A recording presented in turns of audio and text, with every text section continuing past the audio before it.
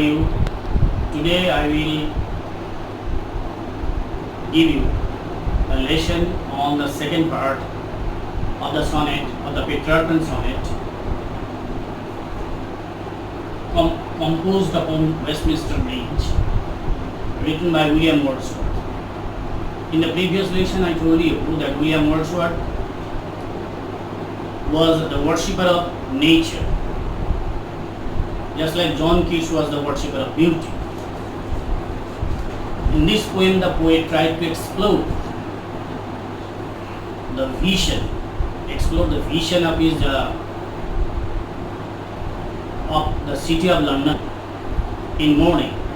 He was traveling from Dover to London and experienced this epiphany, in which the London appears to take a new look. In the first section, the poet presents the landscape of the city of London, and in the second section, or in the sestet, the poet presents his own impression or impact made by the scenic beauty of the city of London. Now we'll read the poem.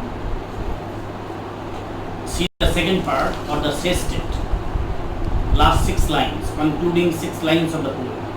Never did sun most beautifully steep in his first splendor, valley, rock or hill. The poem starts with a negative marker because it is a line from poem. The prose version would be different. So never did sun more beautifully steep, and this prose version is inverted with a view to have a telling poetic effect. Never did sun more beautifully steep. The sun, the rays of the sun looks brighter, more coruscating in its first splendor, valley, rock or hill. These 3 words, valley, it is a plateau, rock or hill, these are 2 high altitude things. The poet's vision always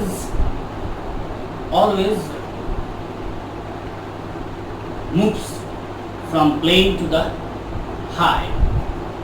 This is one of the distinctive features of Wordsworth's poetry. Even in the selection of natural objects, he maintains this movement from low to the upper. So from valley to hill,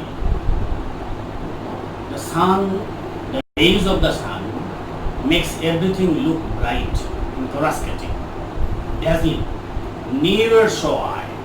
See the word near.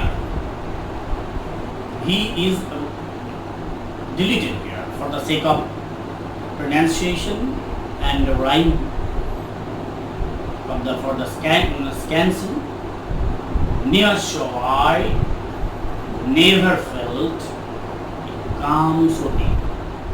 This expression, a calm so deep, is conducive to the meditative mind of the poet. Wherever he goes, he wants to achieve or attain the calm of mind, all passions faint. Because this is a condition of mind from which a spontaneous overflow of powerful feeling comes out. This spontaneous overflow of powerful feeling emerges from this state of calm. So this is very important. A calm so deep, he felt in his mind that the natural, he expresses the impact the scenic beauty of London in the morning produces in the mind of the poet. The river glided at his own sweet will.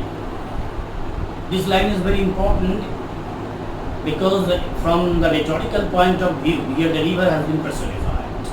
Because The river shows his own will, power. The river is invested with human qualities. That is will, power. So the river has been personified. And the personification, which Shelley has also made in almost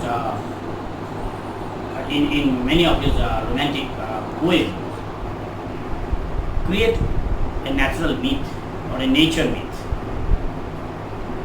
The river glided at his own sweet will.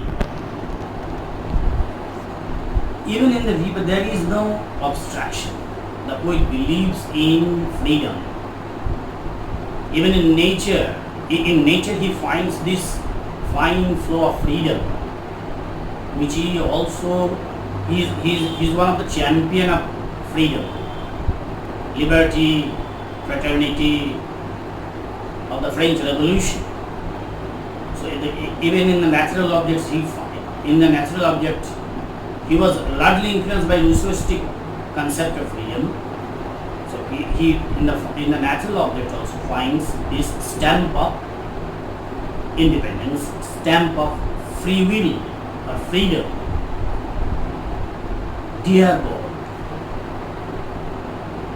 Now the impression reaches to the spiritual height, and the poet exclaims with spiritual ecstasy the whole scenery or the scenic beauty of the city of London in the morning produces in the mind of the poet a spiritual sensation, a beatific and ecstatic feeling which inspires him to address God for giving him the chance or the opportunity to see or to view or to have a vision of the city of London during this rare hour.